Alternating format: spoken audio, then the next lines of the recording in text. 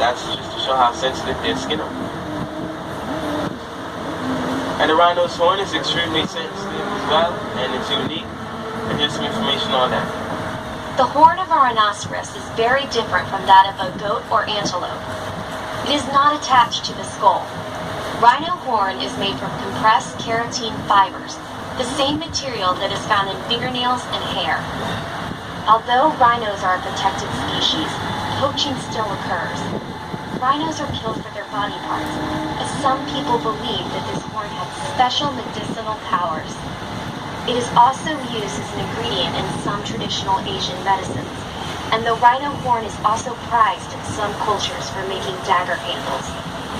The large deer species you saw as soon as we entered is our sandbar deer. Those are the largest deer species in Southern Asia, and they stand 5 feet tall at the shoulders and weigh as much as 650 pounds, with antlers that goes up to 3 feet in length. If you look straight ahead, you'll see some smaller deer species. Those are called Formosa sika deer, which are native to the island of Taiwan, formerly known as Formosa. Overhunting and habitat loss eliminated the last wild herds of those spotted deer back in the early 1970s.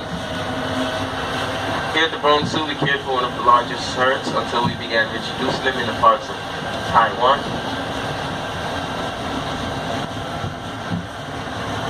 If you look against the right fence line, you'll see our hog deer, who get their name from their stature. They're extremely small and they act like hogs, so we just call them hog deer. They won't leap over things, they'll rather crawl under. And if you notice, the trees in these exhibits are wrapped with wires, and that's to protect them from the animals. They use their horn or antlers rub against the tree in order to clean them. By doing so, the tree will lose its bark. If it does, it dies, and the animal will lose a shady place to graze. That large bird you see is our red-crowned crane, one of the rarest bird species in the world. Whoa. Once they fully mature, they stand up to 5 feet tall. Wow. And they're native to Serbia. The other large animals you see in between those two fences, that's our nilgai antelope. These are the largest antelope species in Asia, and they reach speeds up to 40 miles per hour. The word nilgai means blue bull in the Hindi language, and that refers to the male's coloration once they mature.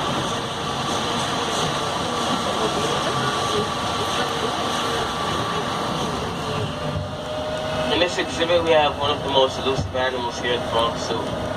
This is China's tufted deer. They usually only come out in weathers like this, but okay, there they are. We currently have 10 in this exhibit. The males have canine teeth that extend through the upper mandible that resembles vampire fangs, giving them the name vampire deer. And when alarmed, they'll bark and growl and make a variety of noise. They sound like a dog. They fight with their teeth instead of their antlers. And they're rare in zoos outside of China.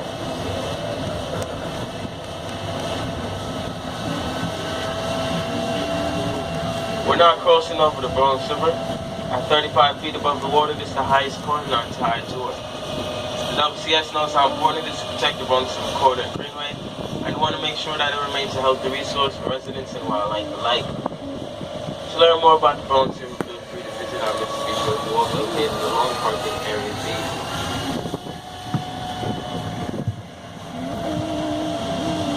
As we enter this next exhibit, we're greeted by our Himalayan taurs. They have horns that curve backwards, which prevent serious injuries during headbutting battles of mating season. And they're also impressive athletes. They can leap anywhere from 4 to 6 feet straight in the air without a running start. They have special rubber cores at the bottom of their hoof that helps them grip the rocks in the mountains. They said you have to stay sitting down. And further down in this exhibit, we have our markhor. The word markhor in the Persian language means snake eater. They have horns that goes up to 5 feet in length. And they're also known for their spectacular climbing abilities. They can scale cliffs and climb trees in order to feed. The main threats to these animals are habitat destruction and competition from other domestic goats and sheep.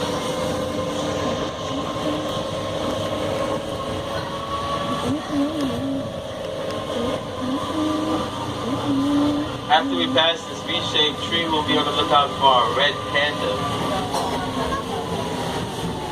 And in Nepal, the red panda is called hung ho, which roughly translated means fire fox. Red pandas were known to the Western world for years before the more famous black and white giant panda. And today we know the species aren't closely related, they only share the same specialized diet of bamboo. Red pandas are more closely related to skunks, raccoons, and weasels, while the giant black and white panda is more closely related to bears. In fact, the word panda only means bamboo eater, which is why they share the same name, because they share the same diet. And for those who watch Kung Fu Panda, Master Shifu, he's the red panda. Yeah, I knew it. Well.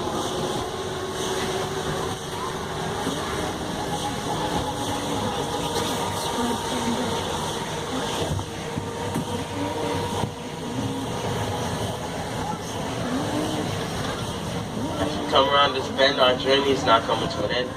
On behalf of WCS, I want to tell you a bit more about us. We manage 5 parks here in New York.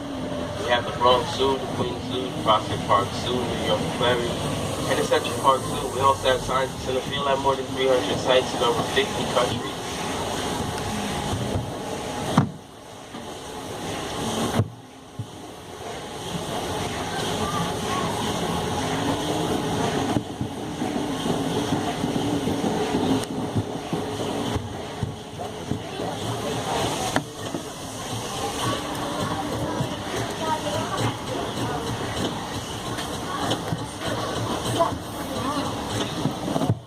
We'll be making a quick stop before we approach the final platform, and this is to allow our computers to reset. Take this time to check to make sure you have all your belongings and make sure you're not leaving anything behind that might ruin your day.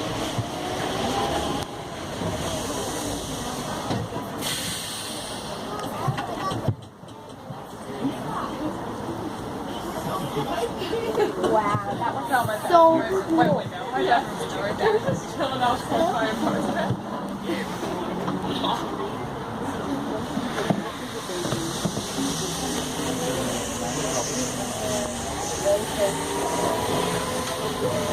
Watch your step when exiting the monorail car. Remember that there's a step up for those in the first row and a step down for those in the back.